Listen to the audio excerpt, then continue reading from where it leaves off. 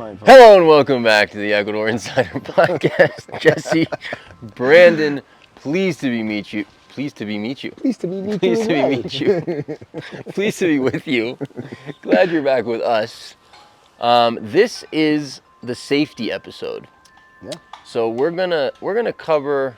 Well, we'll see where the conversation goes, like every episode. But we wanted to cover safety in our way, right? So, you can cover safety from so many different angles, right? You could cover it from a news perspective.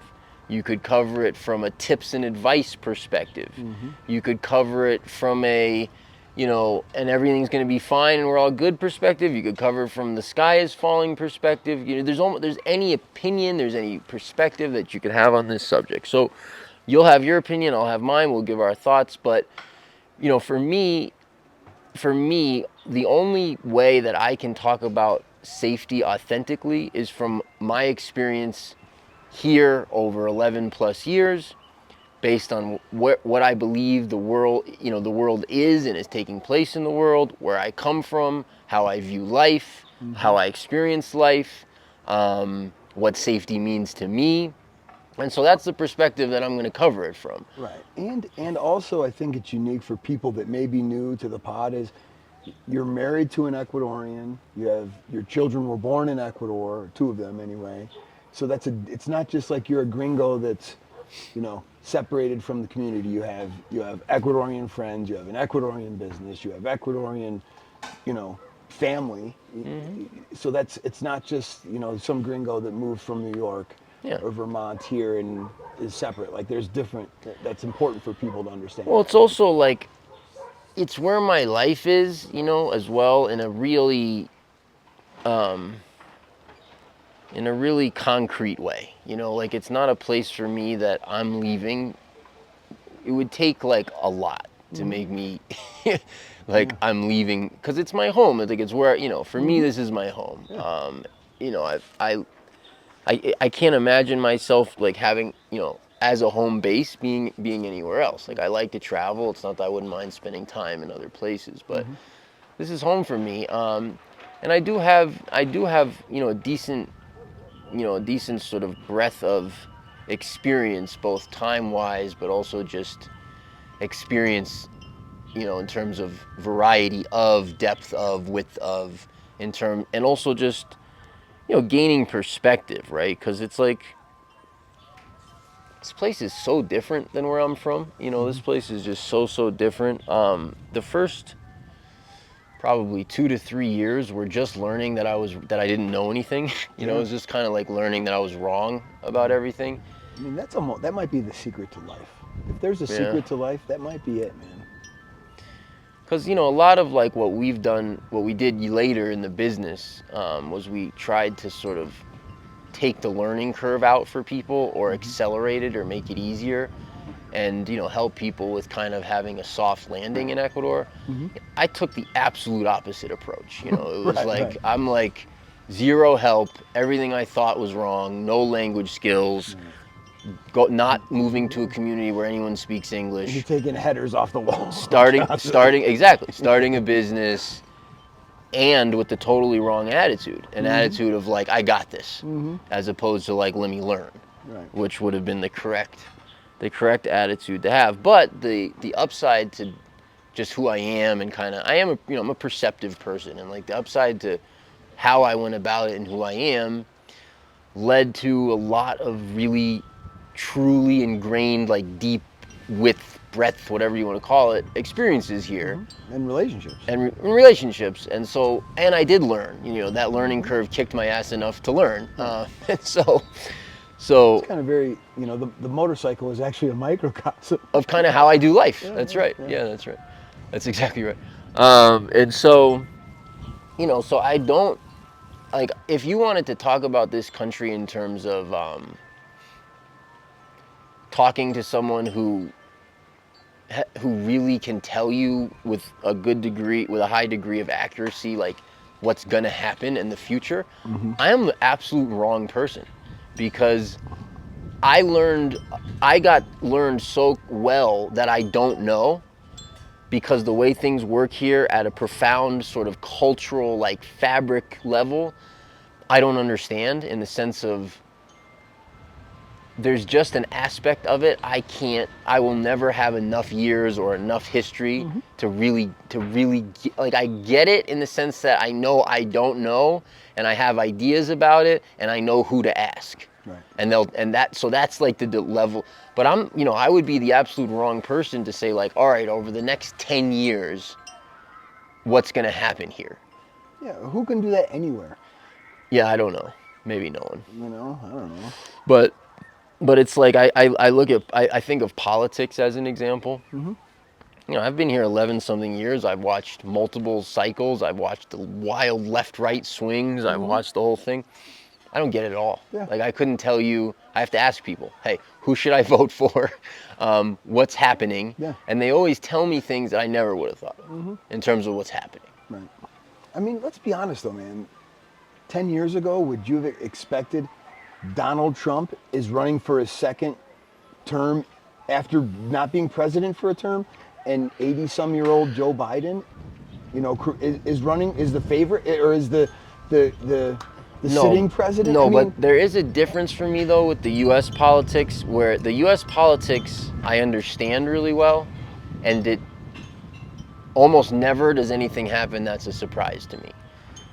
Because I know the game plan, I know who's actually in charge, I know what they're trying to accomplish, I know the playbook, I know how that functions and operates and works. I don't even have to pay attention to it. Yeah. I already know, okay, this is going to happen, that's going to happen.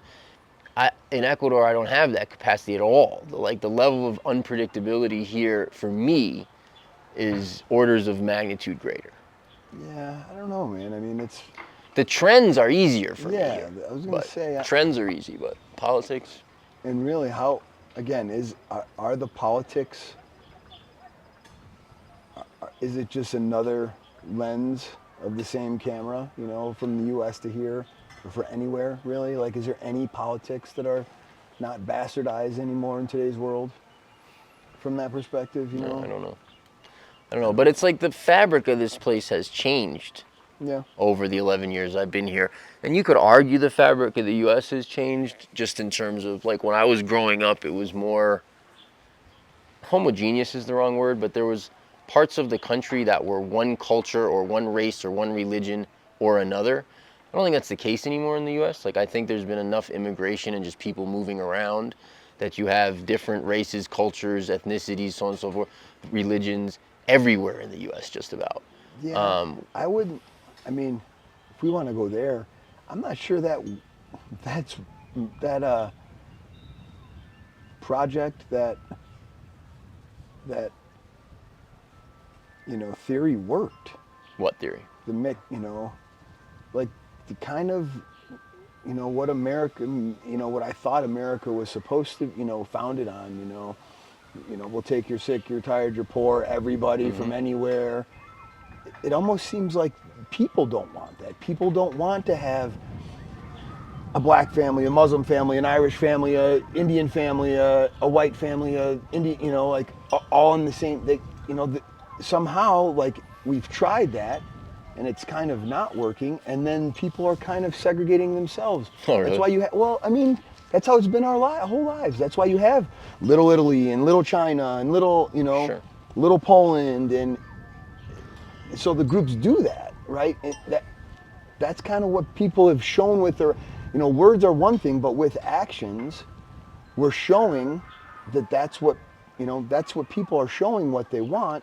And then in those areas, you're seeing a difference in crime, difference in that kind of stuff. And then when you have when you have a less homogeneous, when you have more variety and more, there's 7,000 versions of Christianity and 500 versions of this and 7,000 other religions, and they're all living together, and different races and different beliefs, and everybody's so convicted and everybody knows for sure and this is the way. And what does that create? It creates what we've seen, that the fabric of America seems like it's torn, like that doesn't work. Where, when you look at Ecuador and a lot of South America, I mean, whether you're a Christian or not, the country is, that's irrelevant. The country is 70% Catholic, or maybe more. I don't even know. And Yeah, so, probably way more. so what that does is there's not a lot of divisiveness because people aren't arguing about whose God is the real God and who's, they're not having those arguments. So you don't have that divisiveness, right? So that doesn't mean you have to be Catholic and agree. You just don't have to try and convince them that Buddha is the God or Allah is the God, and everything's cool there, So, and then when you have, so some of that homogeneous, in religion or beliefs, and then the fact that even the traditional, you know, what's the word?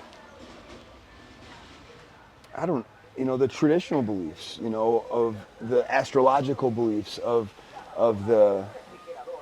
groups here, they're still respected, right? So there can be Christians and, Catholics, like most of the country, and then the ancient traditional, Like the ancestral or indigenous, right? belief systems. And those can coincide because they're not trying to convert Right. the other, Right. So you don't have that divisiveness.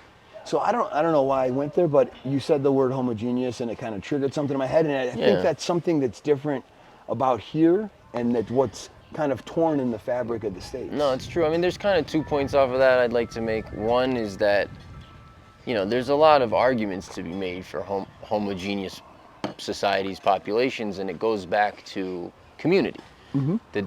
The more intertwined and deeper and stronger and further back a community goes, the better off your outcomes, your results, the happier people are, so on and so forth.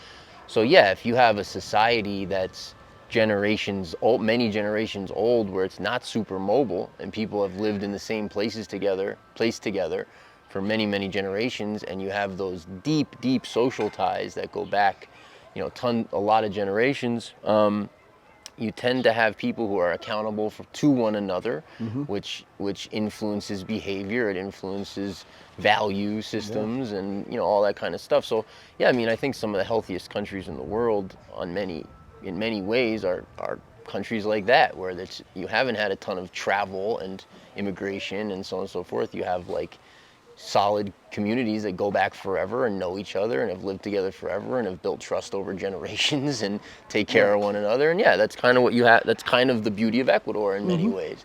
Right. So that's one thing. But then the other thing, and there's pros and cons too, right? Like there is obviously lots of pros to like multicultural, multiracial, multi-belief system, blah, blah, blah, in the sense that you get to learn from different people and have different experiences and experience different belief systems and all that kind of stuff. Like that has its benefits as well. Right. If there are folks that have that underlying bond, right, that underlying theme, and that's hard to build, right? Right. Yeah.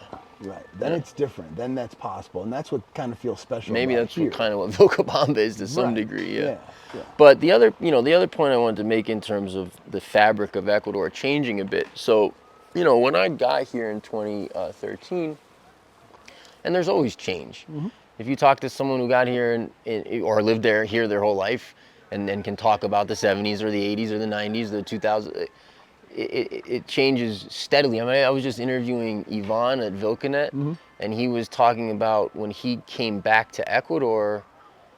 Was it the early 2000s, the mid 2000s? I can't remember. Yeah, I think it was mid 2000s, maybe 2005, 6. I can't remember, something like that. He came back to Vilcabamba. He was putting in the first internet. Wow. Around here, and crazy. he was relaying it in from Loja through, like satellite, repeaters. Right. Yeah. This is 20 years ago. So, and everything else that has gone on with that, right? So, or goes along with that, sorry. So, there's always change, but when I got here in 2013, it was a considerably more homogeneous population, this Ecuador, than it is now. And if you go back further, even more so. The paving of roads in this country changed everything. When all of a sudden there was highways connecting everywhere, that changed everything. Right. When there was airports connecting everywhere, that changed everything. When you had all the infrastructure come in, and people had options beyond just sort of farming the land, and they could get degrees and go overseas and and get jobs in the city, and that started changing things, right? Right. You've always had change, but still, it was considerably more homogeneous than it is now. When when 2020 happened, and Venezuela collapsed around a similar time as that as well, and then you had COVID and everything that went along with that. You had a massive, massive, massive, massive influx of immigration, Yeah. particularly from Venezuela, but also from Colombia. And then you've also had, and I don't know, I'm sure they've operated here to some degree forever. I would think, certainly at least since whenever the ports were really fully upgraded by Correa. So that was between 2007 and 2013, but I don't think it was at the beginning of his presidency. So it was probably, 2010 or something like that. I'm sure you had the cartels in this country Sure. operating to some capacity, but they clearly came in and got much more powerful and got a much stronger foothold later. So I don't know when exactly that was. There's speculation. Personally, my belief is that happened during Correa's presidency, and then just continued sort of unchecked over the next two after that. Sure. And then we can have everyone can have their own opinion in terms of how serious the current president is about stamping that out or not. We'll see. But that immigration that came in, it changed this place considerably. Like you had, an example I would give of that is the first, from 2013 and 2020, I never saw in Loja a person homeless. Not one, not a human in a 250,000 person city without a home. I never saw a person on the street begging. No such thing, zero. When we had the influx when we had the huge immigration wave, you have that now. Right. You have, people asking for money, people huddled on the street with, not a lot, I was but saying, you don't see a ton. No, but it exists, Yeah. which was shocking because you hadn't seen that before. And that's the thing. Loja is such a unique culture, right? It's such a family-oriented, honest, manners, pride Kinda in there, proper, very yeah. proper. They care about one another. They're very proper. That's the right word. It's a very unique culture. They really, so much pride. It's a beautiful culture. I really love the Lojana culture. People there are just fantastic in general.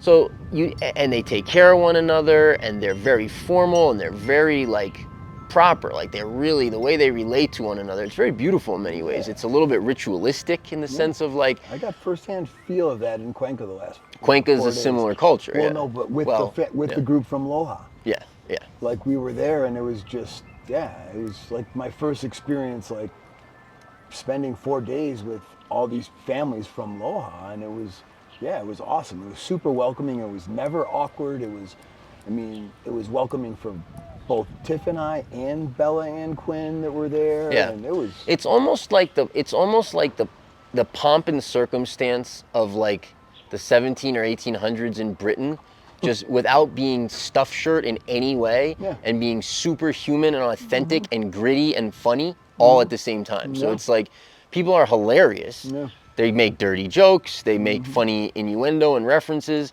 They have great sense of humor, and they're polite and formal and caring. And it's this very interesting. Anyway, so that's Loja. So then, it's a place where you can leave. You don't have to worry about crime, and people trust you, and they've never seen you before. They tell you come back tomorrow and pay. It's that kind of place. So for it to then all of a sudden there's Venezuelans and Colombians, and I'm not talking badly about those countries or those people at all. This is just what took place. There's Venezuelans and Colombians with a totally different culture who are not coming from the middle or upper classes, who are coming from escaping essentially the collapse of a country in Venezuela's case.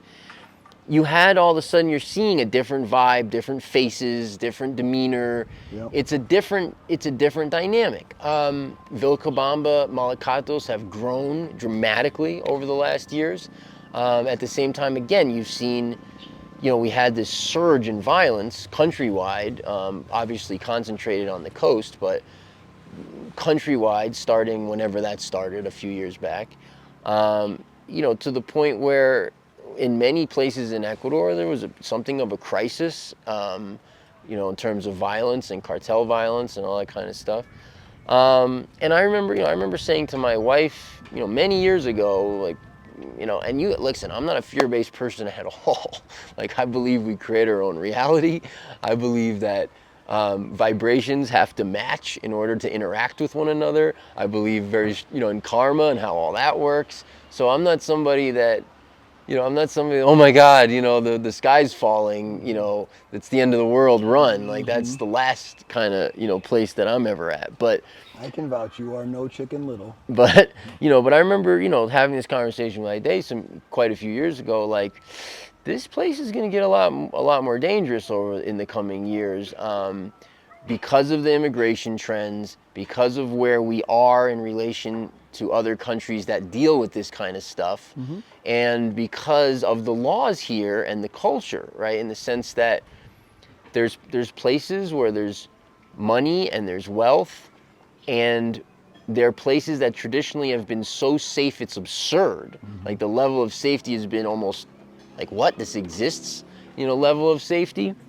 And so people are not used to that. So for criminals, for people who, if and when criminals discover those areas, that's not going to be good. That's going to, Right. that's going to play out. And you have weak, it's not a country that's easy to arrest, convict, and incarcerate people. So it's a country that it's not a terrible place to be a criminal, in the sense of, the cops aren't this most organized, most, and the penalties are not super stiff, and you don't have strong self-defense laws. So it's not like, it's not like Arizona or something, or Texas, where, right. Where you're just blowing people away if they try to rob you, and it's fine. You don't have those laws here. So yeah, so I remember, and for what we've seen now, over the last, the first, right, so 2013 to probably 2020, there was probably 2 or 3 like violent incidents that I had heard about in the area. If that number's wrong, it's wrong, but like, to my recollection, Sure. every 2 or 3 years or something, you'd hear about an event, and it was shocking. It was major news. Some people broke into someone's house and held them hostage and stole all their stuff, and potentially even hurt them physically. Usually not really, but at least scared the crap out of them. We had like 2 or 3 of these events in the first, however many years I was here. I think it was like probably 2013 to 2020. And I remember I'd heard about one prior to that, and then 2 or 3 during those years. We've had now many of those events. We've had those events are no longer shocking. They're still shocking. Well, they're shocking because of the event, but they're not shocking because they don't happen. We've had handfuls. Yeah. So so that's different. Safety here is different than it was. Again, like, when I got here, the safety for me was almost, I couldn't, again, it's like the safest place I've ever been to, much less lived. You didn't have to worry about your safety, like, at all, like zero. You didn't have, I didn't even lock my doors. It was safe. Now there's I don't know, 2, 3 maybe, criminal groups that are hitting people, that are targeting people, and there's violence involved, and And it's not just gringos either. It's not only gringos, no. Yeah, now they're hitting locals. One thing I want to add to that is, you talked about how things have changed over the 10 years, and even for me, 3 years, I've been here, and it's changed. I've noticed change as well. Something I think it kind of coincides with is that, historically, it feels like, and I think history proves that things kind of change iteratively, slowly, and humans aren't really, up until this point, haven't been really ready for quantum changes, or not apt for that, or built for that, or not ready for that, or in general. And it seems like we've had, there's been some quantum changes in the world almost. There's been just look at what technology has done and AI, and all of a sudden those are some quantum changes we've had over the last 10 years even the last 20, like 20 years of September 11th. Look at the videos we have, and now look at everybody's got a phone in their pocket that's 100 times better. Like those are quantum changes, and it seems like those are happening faster now, right? So, and those are good, and that's the yin and the yang, right? It's where's the center of balance, where that yin and that dark and that light, because it's not always fully balanced everywhere on Earth, right? There's there's more light, there's more dark, there's light, so as some of these quantum changes happen, and for communities or for societies or for people, like what side is having the quantum change? Is it the light or the dark right now? And when you have a community that has a lot of folks that aren't fear-based, you can have faith that the light's going to win, right? The light's going to be more powerful there. And when you have fear-based groups, they're going to be loud. They're going to be loud. They're going to attract more fear. They're going to be, and then they're going to probably run, right? Again, like we've talked about this many times. It's face everything and rise, or what's the other one? Fear everything and run, or I don't know if it's not fear. I don't think you can use fear in the definition of fear, but something like that. So, but that's kind of what happens, right? And so what do you see? Like, how does that apply here? Yeah. No, that's a great point. I mean, so for me, like there's a couple of things that, are interesting to me. And number one, and maybe even before that, right? This is a very small community. Members of our community have been beat up and robbed. Right. And that part of it is just tragic, period. And it makes your blood boil. Oof. And, as you've said, it's tribal justice time. Yeah. And I think we probably will start to see some of that. But, like to the victims and to like what the community has dealt with, it's tragic. It hurts. It makes you angry. Ooh, man. So, that it's worth saying that as well. But it makes me contemplate things I never thought I would. Right. Yeah. No, me too. It's really, it's like, yeah, exactly. Yeah. So, but, just talking about it from a more broader perspective, like it's interesting to me, a couple of points that are interesting to me. One, or three maybe. One is that it's a great test for the community, in many ways, right? Because we get to see now what this place is made of and what people are made of, in the sense of what is the actual sort of fabric and strength of the community, the people, the more so I'm referring, of course, to the locals. What are they gonna do in this scenario where there's violence taking place in these areas, where it's such a tight-knit community with so much so much pride in who they are and where they live and their community. What are they going to do? And I think we're already starting to see some of that, and we'll probably talk about that, maybe a little bit today. But it's a great test of community, because, there's a problem that's taking place, and now we get to see how the community responds and what comes out of that. I'm of course always here, because it's here, very optimistic about that. There's moments where it looks bleak in whatever thing that goes on, not just this, in anything. Yeah. There's moments it looks bleak. There's moments where, you're like, all right, let's see what happens here. But what I've watched over and over again in this country and in this community is that the people are in charge. The people have power. The people's will finds a way to prevail. And we know these people. We know this community. We know how outraged and upset the local community, like this community, is. When I say the community, I'm really referring to there's there's a smattering of foreigners. Like it's not, Right. Foreigners. This is not a, it's maybe like 10% of the Vilcabamba is foreigners. So Right. it's not a lot of people. But yeah, so it's a great test for the community, and it's also it's a great test for Ecuador. I think Ecuador overall is in this test, Yeah. nationally.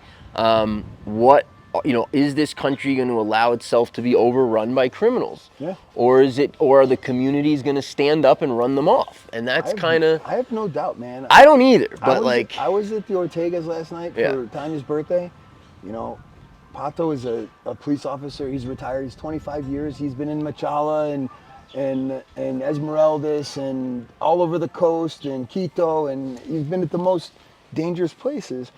And they are up in arms. Like the local community, Yep. they're rallying, dude. They're upset. They're motivated. They're ready to take action. And the things that they're talking about are, again, like in this country, like those are the things that happens to make change, right? And they're things that make me go, holy cow, wow, like they're that passionate about this community, because it's different if it was just foreigners. But they're upset about that I don't know too. that even matters. It doesn't, right? Yeah. That's what I'm saying. Yeah. Like it didn't matter. Like their children, they're upset. They don't want that for their children, right? They don't want to live in this area. They don't want to have their children to live in an environment like that. So they're passionate. They're organizing. They have their own groups outside of that are working together. So yeah, it gave me a lot of optimism just going over there, to have cake, Yeah. just the way they talked, and it felt good, man. Yeah. Yeah, I mean, we've talked about this many times, but it's that kind of stuff that brought me here, keeps me here, keeps my faith in this place and all that, right? It's just that the people here haven't been tricked into giving their autonomy and authority away to outside forces, government, influence, whatever, just outside of themselves. They still have the perspective and the capacity, execution, whatever you want to call it or say it, however you want to say it. They implement their vision themselves. Yeah. And that's how this place works, and that's why I'm good with it here, kind of almost no matter what happens, because I have so much faith and trust in the people, Right. like in how they roll. And so I believe the blowback's coming for real, and I think we'll see what happens, Right. but we're definitely at that point where we're going to start to see that shift, in my opinion. Right. And they even talked about that specifically, that point, that they don't even care, like they don't even care about the politics. Like they don't want, like they're so not involved in politics. They want to fix the problem because they have no faith that the politician can help them anyway. Yeah. Right. And they know they could. And that's healthy. I agree. Yeah. Yeah. But they made that point very clear that like we don't need the politicians to fix this for us. Right. We can fix it. Right. Yeah. Another thing that occurred to me that it's just kind of interesting from the esoteric point of view. So many people came here escaping something and out of fear, right? Like I've made that point for the whole time I've that ever you've been on. here. It's Yeah. well, certainly that you've been here. Yeah, yeah. I didn't know you before then, but I mean, yeah. yeah. So there's so many folks that came here sort of escaping something and with a lot of fear, and coming here for safety. Guess what? You can't escape anything on Earth. Right. There's nothing on Earth you can escape. And so, here we are dealing with a safety issue. And for the people who came here to escape, because they thought that it was going to be safer here, those things are internal. Those fears, those things are internal. They're not external. And there's nowhere on Earth you can go to escape yourself and the things you have to deal with in your life. And it's just kind of interesting to me. Yeah. that if people, I don't know, I don't know if I'm making the point well, if people can understand that point, but it's just interesting to me to observe that. Another thing is the, it's a different culture, it's a different place, right? So like the upsides and downsides to the culture here, right? So you have a place and a culture where you can get away with a lot, where it can be a little bit lackadaisical in a certain way, not in every aspect, not in every person, anything like that, but just overall things are much more maneuverable, they're much more go with the flow, they're much more, and so there's upsides and downsides to that, right? Sense of urgency isn't always there. Right, absolutely. So, you can blow, as an example, you can blow a transito checkpoint, and they'll just be like, he didn't stop. Like, no one's like jumping on the, guns drawn, to stop you, right? No one, they're really not going to care. Well, the downside of that is when you need to report a crime, you may not get the same level of detail, and look, back home, do you get that either? No, absolutely not. But anyways, there's sort of upsides and downsides, to some of that stuff, right? And so then how do you get things done? Well, you rely on the people, and that's kind of what you're pointing out. The attitude here is much more, if people don't like what's going on, they're going to figure out amongst themselves what to do about it, versus trusting in, the authorities to fix it for them. Right. Yeah. And I think, I was in Cuenca again the last 4 days, and we'd stayed with some friends, and Marcus and I were talking about the culture, and he's traveled all over the world. For his whole everywhere, like all over South America. He's lived in Australia and France and South Africa and all over South America and New Zealand. I mean, he's been all over the place, like extended period of times where he's lived. And we were talking about the culture here, and he defined it like pretty good. I think one of the best I've heard, in the sense that, it's almost like that old saying we heard as kids, the golden rule, like do unto others as you'd have them do unto you. It's almost like, at least in this part of Ecuador, that they kind of live that, in general, like the community lives that. So then it doesn't matter that someone else got robbed. They're upset, like they don't want that in the community. They would never do that to somebody else. They don't want that. And, maybe I don't live in other parts of Ecuador. Maybe in Quito, maybe in other parts of Ecuador, it's not like that. But here, it really is, right? And he even saw that. He's traveled all over. He's way more worldly than me, and he saw that, from Ecuador. And that's where, they're in Cuenca now. They're, giving the kids the city experience, just to get, to do it, and they're enjoying it. But that, I just thought that was like a really good way to describe how the culture operates, at least in certain parts of this country. Yeah, so it's like I think it's a great point. We talk a lot about, this place not being for everyone and all that kind of stuff, right? It's like we're just sharing what life is like here because no one knows about it, and to us this is a really special place, and we want to share that with people. We talk a lot about not being for everyone, and I've lived through quite a few cycles in this country. Political cycles, crime in this case cycles, economic cycles.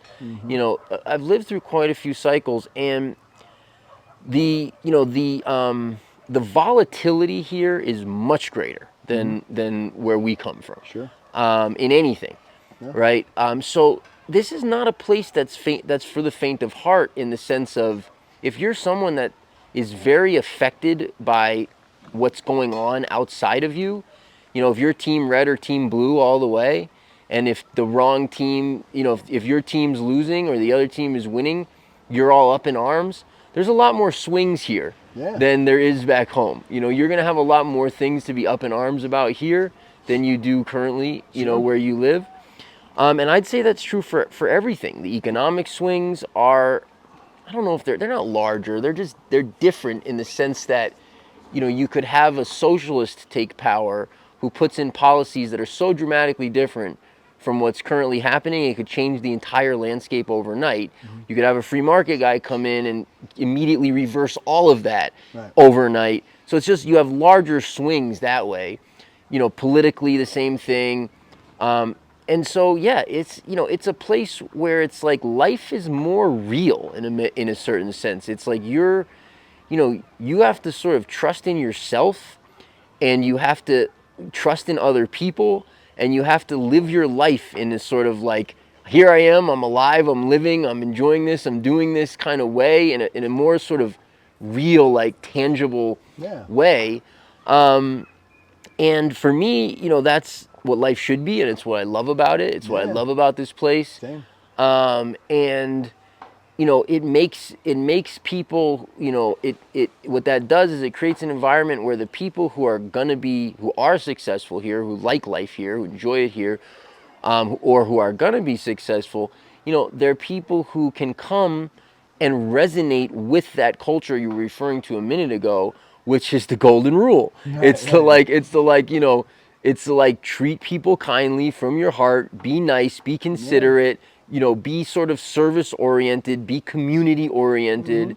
I love that. I love that. And again, it's always what brings me back to feeling confident that I don't have to worry too much.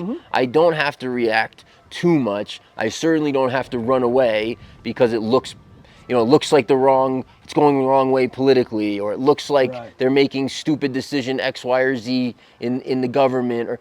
I lived through a lot of that stuff where it was like, oh my God, I got to get out of here early on, like the first few years, looking at some of the policies of, the Correa presidency and things like that. There were some things that if they were doing this in the States, like you'd be out tomorrow, you'd be like, all right, I'm out of here. Here again, because the power rests with the people, it almost doesn't matter what the government's doing to some degree, because if the people aren't into it, they're going to reverse it and get rid of it. Right, and that's kind of the irony, I think, of it, because you think of Ecuador as a country, and what was it, 500 years ago? They were slaves. They were literal slaves, right? 600. I don't know. Yeah, well, they were serfs. I don't know how big of a difference it is or isn't, because they weren't technically property here ever. Right. But they didn't leave the land ever either. So, if one family sold the land to another, the workers stayed. Right. So it was, essentially slavery. But we don't need to play semantics, but the idea, just more from the mindset that wasn't that long ago, right? And now with the way I'm seeing the community act. And just like that meeting, last night, just the way they talk to me, they're more sovereign. They would probably never use that word about themselves, but they're more sovereign than most people I know. Like they actually believe it and live it without saying I'm a sovereign human. They just inherently know they are. They're not voting harder to get the politician to do something to fix it for them, or to fix. They're like, hey, we can do this. We don't need to, That's freedom, that's sovereignty, that mindset. And it's just ironic that they're just a few generations really from being serfs or whatever you want to call that, whatever. When in America it's, I don't know, it's just... No, it's a great point. It's a huge dichotomy. The land of the free, home of the brave, where we're all about freedom and sovereignty and blah, blah, blah, blah, blah. We've been convinced to give our power away through proxy, and we're maybe the most controlled society on earth. And here, which doesn't even have those concepts of freedom and equality and sovereignty, like, they don't even have those concepts here. And to your point, I think the first land reform laws, and correct me if I'm wrong, I could certainly be wrong, I am not an Ecuadorian historian by any stretch, but I think the first land reform laws in Ecuador, I think were in the 70s. So I think until then, there was not that many families that owned the whole country. So really kind of that system was in place, at least kind of until then. And then the next set of land reform laws, again, if I'm not mistaken, was under Correa. So he took power, I think, in 6 to 16, right? Yeah, 2006, I believe, or 6 or 7. So that's interesting. So Correa and Obama were at the same time, huh? Yeah, it was kind of here. They called it. What did they call it? The red wave or red something, where it was like Oh, interesting. Chavez and Correa, and I Huh. think a guy in Bolivia, and maybe a Okay. couple of others, where there was they called themselves 21st century socialists. Okay. It was the this in Ecuador the slogan was Revolución Ciudadana, like the citizens' revolution, Right. and he was a fire and brimstone lefty politics. And I mean, in Venezuela they were expropriating businesses right, left, and center, and they collapsed their country. I mean, they literally took one of the in the 70s. Venezuela was one of the wealthiest countries on earth, Right. and they collapsed it Yeah. like down, Yeah. like people in the garbage bins searching Sad. for food. Very sad. Yeah. I visited Venezuela. My ex-wife was Venezuelan. I visited Venezuela somewhere around 2006, where the writing was on the wall, but it hadn't collapsed yet. But it was, you could feel the danger, certainly. Yeah. Yeah. Interesting times, man. Very interesting times. Yeah. So, again, it's like, that's the thing I think that people understand is that, we're not here to convince anyone of anything. It's like, if you aren't going to like your life here, I really hope you don't come. Like, I don't want people to come that are either coming for the wrong reasons or just aren't going to like it, enjoy it. Like, Right. there isn't any point, right? That's why we try to share this place so authentically that hopefully people can either resonate with it and be like, ooh, this is what I want, or, oh no, like this doesn't sound like for me, right? And so that's why it's just important to share what this is authentically, again, from our perspective. Yeah. But yeah, we're not looking to talk anyone into being here at all. And I just I hope people understand that, like, that's just not I our think role. they do, Like, man. yeah. I think maybe if they're new to the channel, I think people that have been watching the channel, I would imagine that's why they watch. Yeah. Because they see that, they resonate that, they see that. So, and that's the truth. So, and again, that's the simplest thing in life, man. Sometimes it's the most painful, but that's the simplest thing. So, Yeah. people see that. It's pretty easy to see. Yeah, and again, it comes down to, like, I was talking with Jared about this morning. I'm talking about balls. Like, this guy, he was homeless Yeah. before he moved here. Like, he was living in a cabin with no running water, Yeah. sold some possessions so he could come to our retreat and then move here, and now he's thriving. Yeah.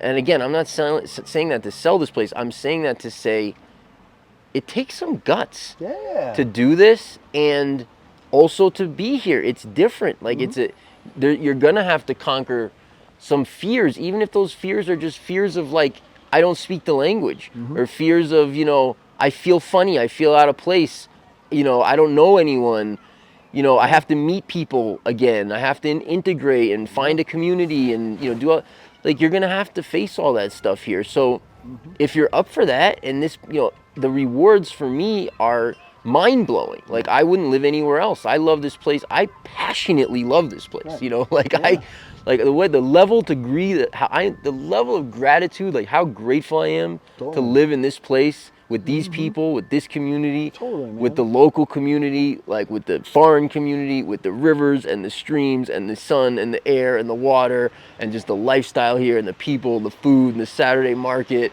and the freaking culture in Loja. I mean, I was there the other day. I lived in Loja for like 5 or 6 years or something.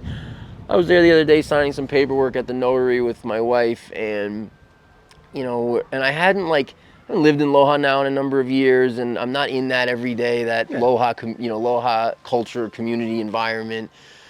And we go to the notary, and this lovely lady is just very formally and get in the chair and have a seat, and we're talking, and of course there's personal connections because everything here, this and this, and turns out they actually have the wife of the Notary Republic in Loja, at one of the many notaries in Loja. Turns out that she has a property listed with us. No kidding.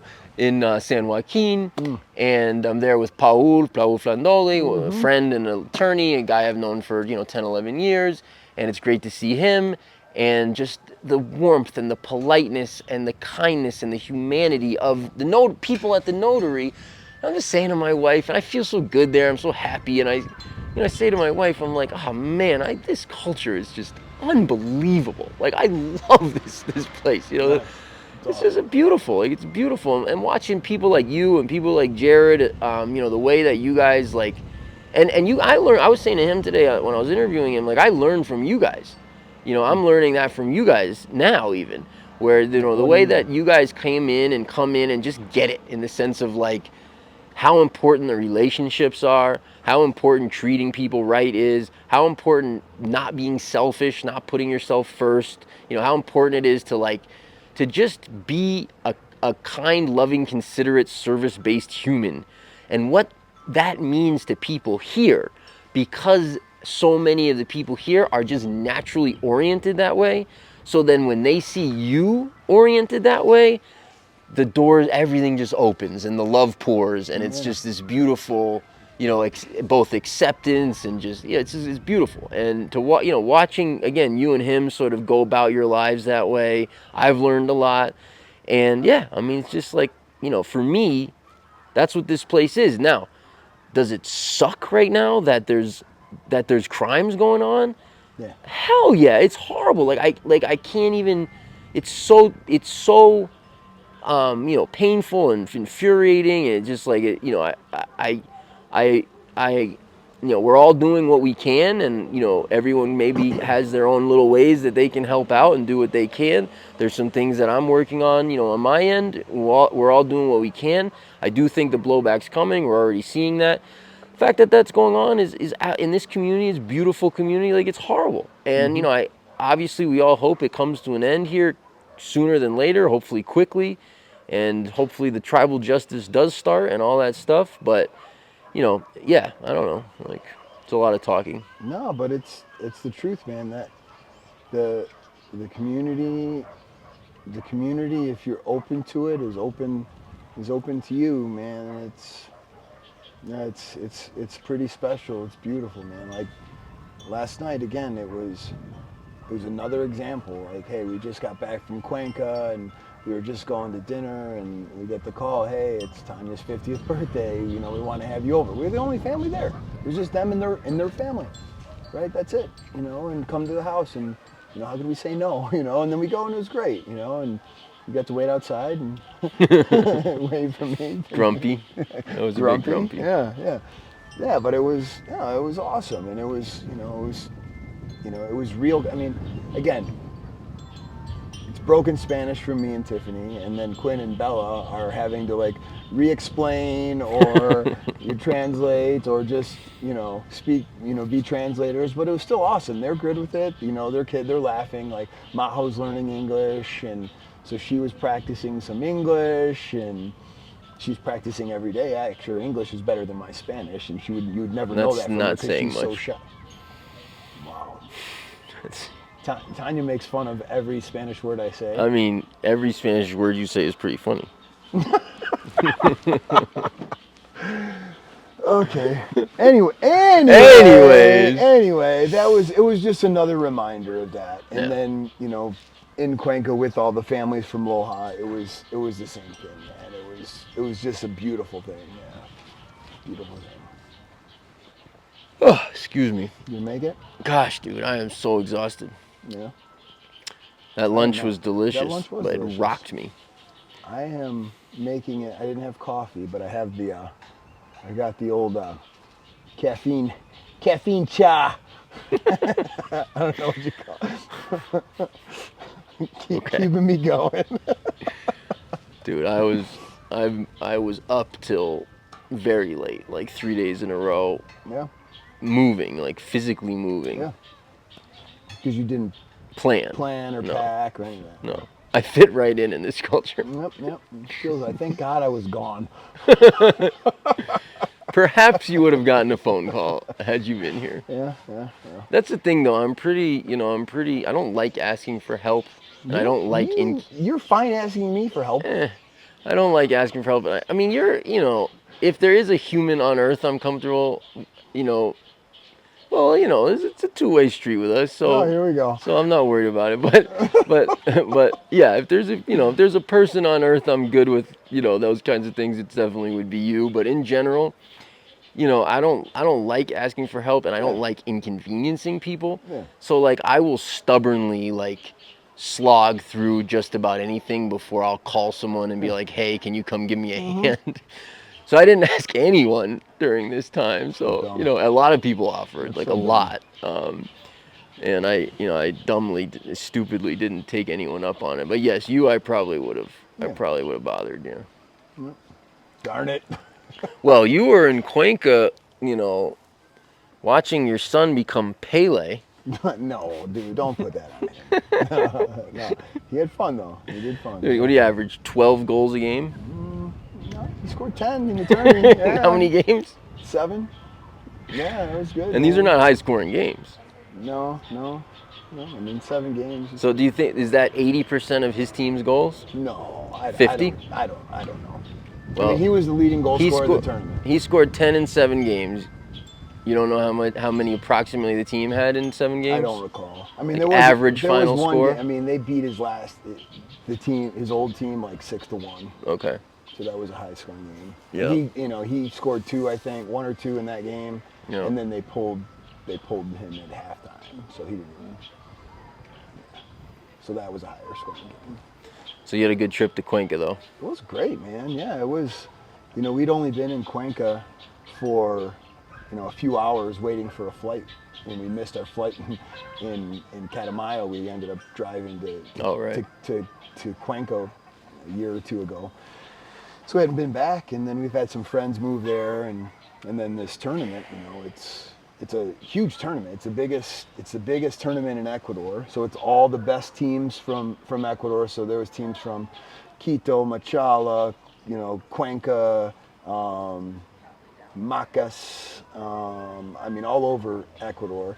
And then the best teams from Peru and Colombia and Panama also had teams. So it was cool to see. So we, that was the primary reason. But then we got to spend time with some friends and families we hadn't seen, and hit some restaurants. We hit Piedra de Agua, the hot springs. Oh, you did? Nice. Yeah, nice. dude, that's not.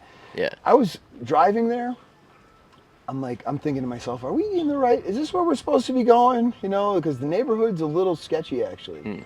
That part, I don't know. This is in Baños? Yeah. Baños de Cuenca? Yeah. Yeah. Or Baños Yeah, and I kind of was like, because the way I was described what Piedra de Agua was and what it actually was. Yeah, it's a nice place. Yeah. It's nice, and I wasn't expecting it to be because there are nicer parts of Cuenca, like Vilcabamba or something. I forget. There's some really nice places that I was there. I'm like, wow, these are legitimately nice Oh, yeah. places. And then when we're going to this, I'm thinking it's just going to be in one of those areas because I don't know. And we're driving there. I'm like, huh. The area's a little different than I expected, but then you get into Piedra de Agua and it's beautiful. Man. It's awesome, yeah. And I think it was like $8 for kids or $15 for adults, and they've got this new area. I don't know. They were doing it. It's like $120. It's like 2 for 1, so it's like $60 maybe. I don't remember, but it's all in these caves underground. And there's no kids in this part, so we didn't end up doing that part because we had a bunch of families with kids. But it's like massages and all kinds of epic stuff. It looked awesome. I mean, we didn't end up doing it. Like that's maybe we should go do a vlog there and do that, man. That'd be awesome. I'm in. Yeah, but it was a cool spot. I could have stayed there. We stayed there for maybe 4 or 5 hours, and it was at Sunday after the tournament was over. So I've been standing at a soccer field for 4 days, and yelling obnoxiously. In English? In English. We know what's awesome about that? so I get excited, Yes. I'm excited, and, I'm yelling, go Quinn, go! And in Ecuador, they'll tell the kids, eso, dale, Quinn, dale, eso! And, and I'm yelling, go Quinn, go! And all the families started, like when Quinn, because they didn't know Quinn. He practiced with this team one time. He played for his first game in this tournament. They didn't even know who he was. And that was so beautiful about this, because they just accepted him and welcomed him, and made friends, and it was awesome. And next thing you know, now that the families are yelling, if, at their kid, Nico or Matias, Dale, Matias, and then all of a sudden it's, go, Queen, go! You know, they're doing it too, you know. So it was, you know, and then they're looking at me and laughing. It was awesome, yeah. Yeah, it was good, man. It was a good experience, yeah. And Cuenca was beautiful, man. The architecture in Cuenca was beautiful. Yeah. It was good food, the energy was good in a lot of places, and yeah, it was cool. Good trip, man. Yeah, that's awesome. Good trip. Yeah, and you took the Ishkailuma shuttle. You did. Both ways. Yeah, both ways, yeah. So you had rented it just for your family going down. What did that cost you? $100. So $100 in a comfortable. Was it a comfortable van? Yeah, I mean, I was laying flat across the back row of the seats. Yeah, no, that's the way to do it. And they'll run you right, like essentially door to door. Yeah. And then was it just your family coming back, On the or way was back, that? there was another couple. Yeah. But it was still, there was 3 rows. They sat in the front row, and then my family had the last 3 rows, and Nice. yeah, it was fine. And then, I mean, he even drove me home. Yeah. Unloaded my luggage here. Yeah. You know. Yeah, I was kind of giving you crap for taking a taxi to the hotel when you were leaving. They would have picked you up happily. Yeah. Cool. Yeah, it was good. Yeah, the whole thing was, we stayed at hotels, we stayed at friends' places. Yeah, all of it was good. We walked in Cuenca. You know, people have, you know, even now are saying, oh, don't go out at night in Cuenca. You know, I've seen stuff like that. Tiff and I walked 7, 8, 10 blocks. Yeah. At 10 o'clock, 9 o'clock Yeah. in Cuenca, you know, totally fine. Yeah.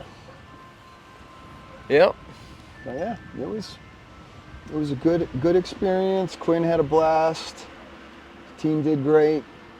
You know, met some good new families and new friends, and yeah, It's awesome. should be good, man. And we should definitely take a trip up there and do that. I'd love to do that. Yeah, when I recently flew out to Tahoe for a retreat, and I ended up in Reno City, Nevada, and we had gone to the hot springs there, and I loved it. And this wasn't even anything special. This was just, it wasn't Sulphur Springs. It was, I don't know, it says Sulphur Springs in Cuenca or no?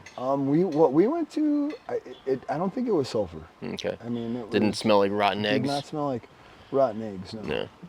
But yeah, there's something There about, might be some there. there's something about It the wasn't hot this one. springs that are just, they feel amazing. Yeah, it was awesome, man. Yeah. And then this is the other thing about Ecuador that I love, that, you know, this is a nice place.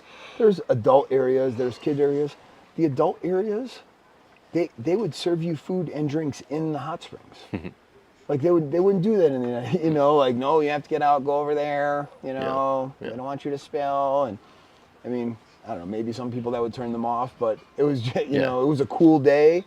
So to be in the hot springs and they bring you food, and actually the food was good there too. Food was good, the juices were good. You know, it just dawned on me that we were coming back where the tournament was held.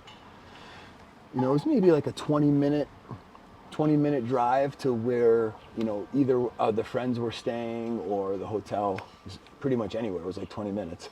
So we were going to, after one of the games, we were going to a friend's house, and then we were going to go walk. There was a restaurant that we were just going to walk to from their house. So we catch a taxi outside of the concha, and I give him the pin, and he's like, all right, I got it. And this dude, this is like a cool, I mean, he's probably like, I don't know, maybe 40, maybe our age, maybe a little older, but like a cool Ecuadorian, like a brown leather coat, like stylish, like cool dude. And he's like a race car driver, man. He is flying and zooming out and then I'm like, whoa, I'm a little uncomfortable, you know, but you know, it's Tiff and the kids and I, and we're going, and now we're and he's buzzing through Cuenca, and there's a lot more traffic in Cuenca than there is in Vilcabamba, and maybe Loja. Oh yeah. And Definitely. next thing you know, we're on the freeway, and I think it's the Pan American Highway, man. This is the freeway, like we're flying down the freeway, and he misses the exit for Vilcabamba, I think it's called, this neighborhood. And I don't know, a quarter of a mile when he realizes, because the pin was on the side, I'm holding the phone, the directions, and he's looking, and he realizes that we missed the cutoff, and we're like a quarter of a mile down, still on the freeway. Get to this bridge. He realizes he dead stops on the freeway. Complete stop on the freeway. I'm looking in the rearview mirror, and cars just flying by. I'm like, oh my god, like what is he? And it's night. It's dark. And I'm like, we can just cut across, we're on the far right. We can just go there and cut across. And he's like, do you want? I'm like, yeah, let us out. We'll go. And he's like, no, it's okay. He reverses it. He's floored it going backwards down the freeway, and cars are going around him. I'm like, oh my! I just closed my eyes. I'm like, this can't be happening. He's like smiling, going back, flying backwards down. I mean, he was like a champ though. In the lane, dude, in the lane, not on the side, bro, in the freaking lane on the freeway, full throttle backwards. He gets to the corner, and then I'm like, I'm like, you're a race car driver. He's like, yeah. And then he drops us off. That comment made his day. Dude, yeah, it was awesome. Yeah, I mean, it was like it was like adrenaline and like, oh my God, we're gonna die. Yeah, all at once. Yeah, that was a thing, man. That was a thing for sure. Yeah. Oh, that's wild. Yeah, it's a good trip though, man. Yeah, well. It sounded like an amazing experience. All the soccer sounded awesome. Soccer was good. Yeah, Quinn. I was a proud dad for a long time. Still am. Yeah. You did awesome. Well, anything else? I don't know, guys. If you've made it this far and you're not subscribed to the channel, please hit that subscribe button. We really appreciate it. If you like this content, give us a thumbs up. Like the video. If you have questions or comments, or you want to correct anything we've misspoke about, or have a different opinion to share, drop the comments below. We love the engagement. We love the conversation. We get some good dialogues going on there. So yeah, drop some comments below, and I guess that's it, man. That's it. So we hope to see you down here one day. Till then, we'll see you next time. Take care, folks. Ciao, guys. We can move. Wednesday's got to be the absolute. We can move agent meeting and marketing to Thursday morning. That potentially. And then do the pod Tuesday morning. Yeah, but when are we going to do a second pod? Well, Thursday and Fridays we've left pretty open. We have left Fridays wide open. To do pods or whatever. Or content in general. Generalized content. I don't view the second pod as obligatory. No.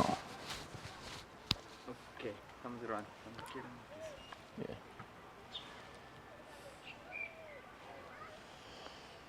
Oh, quiero dormir. Yeah. All right, we'll check with Adriana and see if it's a I'll possibility. See. For Wednesday. Ideally Wednesday. Wait, I can play basketball, you can get a massage. I would consider that. I can wink at you. I'm not a very good winker. What? It's kind of like my whole when face you close winks. both eyes, it's not a wink. That's like a blink. It's like the way a 5-year-old winks. Yeah, that's how Quinn. Hey, Quinn, wink.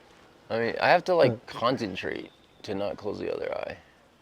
Yeah, you're not great at it either. Yeah, you're better than me. But I can't unsee what you just did. Yeah, that's right. Neither can the ladies. Wow.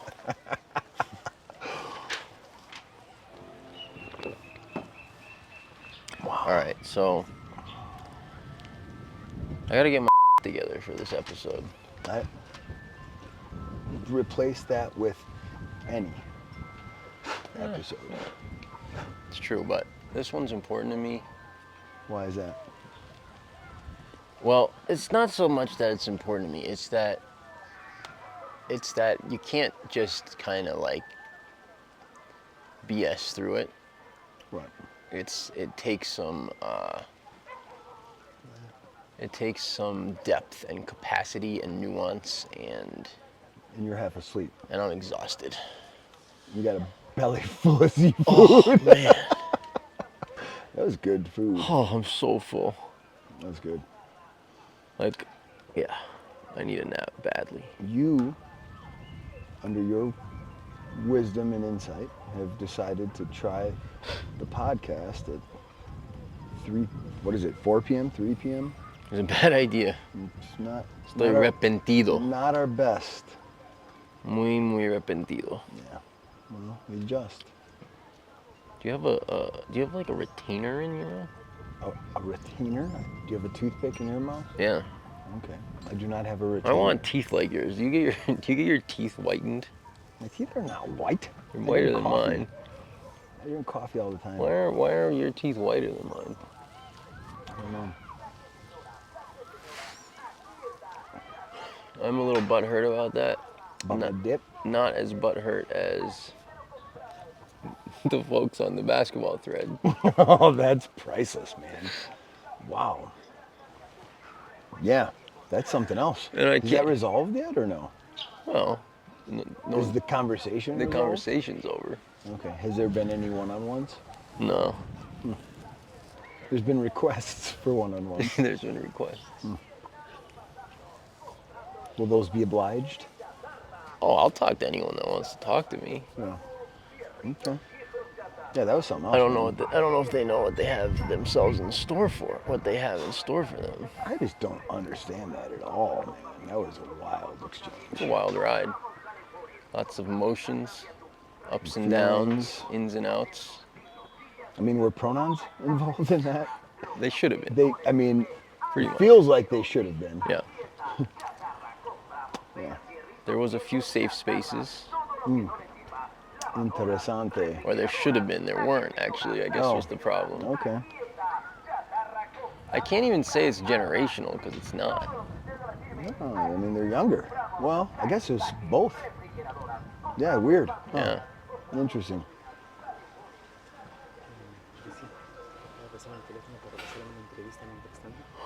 Yeah. What's going on? Ya te lo paso entonces. I am sending him the interview from Jarod. Jared's awesome. Harod. King Harad. Harod. Harad, the Godfather. Such a stallion. Yeah, he's awesome. He is a stallion. Now he's a stallion riding your motorcycle, huh? I guess. So how long did you own a motorcycle? See, what was it? About a week, maybe? A week. Yeah. Had you ever owned a motorcycle before in your life? No, Have you ever ridden a motorcycle before in your life? no. But you have subsequently, since you bought this motorcycle, you've ridden the bike before you sold it? You know, I did. Did you? I rode it. Did you now? I did. I rode it 3 times. I rode it from the house almost to the zoo. Okay. I rode it from the house to your house. And I rode it from your gate to 5 feet further outside your gate. Oh, interesting. You know, now that we're talking about you driving motorcycles, I think I might, Yeah. perhaps, You might have some video maybe, footage. just have footage of you driving the motorcycle out of my gate. Like a long way. It's like a, You didn't even get all the way across the road without being able to turn and hit the brakes and tipped over. Oh God, I can't stop laughing thinking about it. like, yes. I mean, That really happened. I appreciated the comedy of it as it was happening to me. Yeah, I mean, I'm glad you're okay. I mean, you got scraped up a little bit, Yeah, busted the not bike up really. a little bit, huh? I did have to, I had to decide between gritting my teeth and bearing it or acting like a little bitch when I was getting a massage the following day. Oh, really? You were sore, huh? And it was like right on my shin. Something, I don't know what hit, something hit, probably where the, Bike landed? yeah, but it was probably where the gear shifter thing snapped off. No. Probably that. Yeah. Probably didn't feel good. But it hurt, and then I was getting massage, and I was like, all right, she'll be done there in a second. I can take it. And then it wasn't ending, so I was like, excuse me. Please. Not right. here. That's my sore spot. And then she's like, what happened? And I'm like, well, I can't tell you. And then I'm like, no, I'm just kidding. I fell off my motorcycle. Do you have any special treatment for my pride? Oh, dude. I think the funniest part for me was listening to Quinn and Joe heckle you before you even when you stalled it 8 times before you got out of the gate. No, I mean, to have, yes. I mean, I think Bella and someone else. Oh, I think they were all. It was Bella, Quinn, Raina, Joe. Raina was, yeah. Bella and Raina are like watching from the window. It was a lot of pressure. Oh, yeah. Bella and Raina are watching from the window. You're filming. I was hyping you up, though. You're filming. And hyping you. Your wife was just kind of like there for the entertainment overall, which, you know, also, even that was neutral but wasn't helpful. And then Quinn and Joseph were just talking huge amounts of Yeah. heckling in your words. Totally heckling. And I don't know, maybe it kind of became a self-fulfilling prophecy at that point. It was priceless. It was priceless. Like you couldn't have written a script that played out like that, like funnier. like no way. You really didn't you couldn't turn the Yeah. You went. I mean, what's the road? Is that maybe like a 10-meter road? Not even a 6-meter road. Wide, you mean? Wide, yeah. 7 to 8 meters, 7 probably. 8 meters, yeah. I mean, you made it about 5.5. Yeah. I mean, listen. Straight across, no turn. No. You would have ended up in the trees. No, and the barbed wire fence. Oh, the barbed wire, I mean, that's that's right. that's why I hit, you know, I mean, I didn't know what to do because I wasn't turning. It's like, apparently don't know how to ride it. Yeah, And, yeah, so I hit the brakes. I'm glad I didn't hit the gas. That is definitely. I mean, I didn't know, you know, I'm still like figuring out the buttons. Mm-hmm. Like this is It's the not clutch. simple, This right? is the clutch. This is the gas. This is one brake. There's the other brake. Well, I mean, let's be honest. You had trouble figuring out how to turn it on. Yeah. So did Jared, by the way. Did he? Mm-hmm. Okay, fair enough. He was sitting there trying to turn it on, and then I walk over, and I didn't know. It was literally a guess. He's sitting there trying to turn it on, and I'm like, "Does it have anything to do with that button?" And he's like, and it turns right on, and he's like, "Oh, it's a kill switch." So. Yeah. So now Jared is the proud owner. That gets me 3% back of my. That's like if I lost 100%, I got 3% back. Just on the kill switch. Yeah, I mean those 97% aren't coming back. I mean, dude, tipping that thing in that manner, dude, no way. Yeah, you just got to chalk that one up to the experience. I mean, I'm not gonna lie. Like, where I'm at in my life at this point, you know, pride is long gone. Yeah. That was really a lot of fun, actually, in a certain way. I'm just glad you decided to, like, that was a good decision. What? That you didn't let your pride get the best of you and keep driving the motorcycle. Well, I would have. I probably will buy another one at some point. That's retarded. It might be a little bit retarded. Where I live, where I'm at right now, I'll kill myself. Oh, yeah. Yeah, it's through the mountains, windy. There's nowhere to pass. Bro, you were 200 yards away from me and you almost killed yourself. Who are you kidding? Yeah, and that bike's really heavy. Yeah. It's not even a big bike. I want like a maneuverable. Then you just got to get like not a moped, get an electric scooter. Electric scooter. Just a regular scooter. Forget the electric. No, you get like a motorbike then instead of a motorcycle. I don't even know what that is. That isn't even a big motorcycle. It's a 250. Yeah, no, cc's. The engine is not big, but like everybody that tested it was like, oh, it's really heavy. Yeah, and it's a little. Yeah, I don't know. It's not. I don't know anything about motorcycles, but I'm starting to understand from what Carl was explaining and what Jared was explaining and Fernando as well. I want like a more maneuverable, like dirt bike type. Yeah, get like a dirt bike, a motorbike. Yeah. One of those. Oh, is that what you meant by motorbike? Yeah. I don't know. I don't know anything about know neither, anything. so, yeah. I've never ridden. I mean, you've ridden a motorcycle. You have more motorcycle experience than I do. Yeah, but no, I was, I was kind of glad to provide the entertainment. It gave us good, and I was kind of happy you were filming it, to be honest. Because, like, when, it's rare that when something really funny happens or really, like, comical or memorable, that it's on camera. Yeah, It's rare. So, it was yeah, definitely captured. there was, With like, and the funny thing is like, you sent it to one or two people, and then the whole town saw it oh yeah, very quickly. That was So I great. got, like, people were being real nice about it because they probably thought I was embarrassed or something.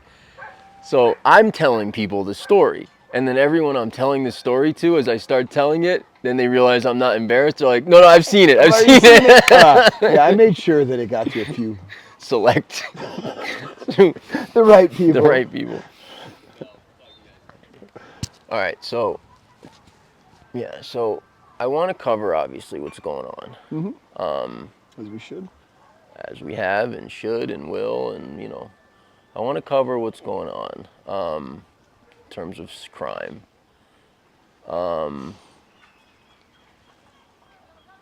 It's a fine line for me because it's like I don't want to feed into the fear, and, Right. and I don't want to be the 6 o'clock news, Yeah. and I don't, I think that I think that the folks who are just caught in that fear loop here, even like here, do more damage than good. Agreed. And I think that they have fear about everything. It makes no difference what's actually happening. It's just like whatever the thing is to be fearful about, that's what they are into. Right. So, there's plenty of places to go for information. So I don't view, us as like needing to provide constant informational updates as if we're the 6 o'clock news. Like I don't view that as our role. I view that our role is to like share the essence of this valley, share the nuance that you're not going to hear anywhere else. Right. Share the culture, share the people, share the nature, just share this place like as, in an authentic way as we actually experience it and see it. Obviously, you can't ignore events or news because it affects the community and it's part of life, and so Yeah. it needs to be addressed, obviously. And that's anywhere in the world. That's not like, again, it's not like it's special to here. Like things happen Of course. in every community, anywhere, right? So. Yeah, but it's like I just want to, I want to both like address it and also well and like put it in context well, Yeah. and also just tie it into kind of what it means for this place in a deeper, broader sort of sense and level, because it's an interesting time. Like, I'll toot my own horn. Like the prediction side of things, man, I have nailed here to incredibly. And I was, I remember having these conversations in depth with Ide prior to 2020, but then in a significant way at that point, being like, things are gonna get a lot more dangerous here than they have been.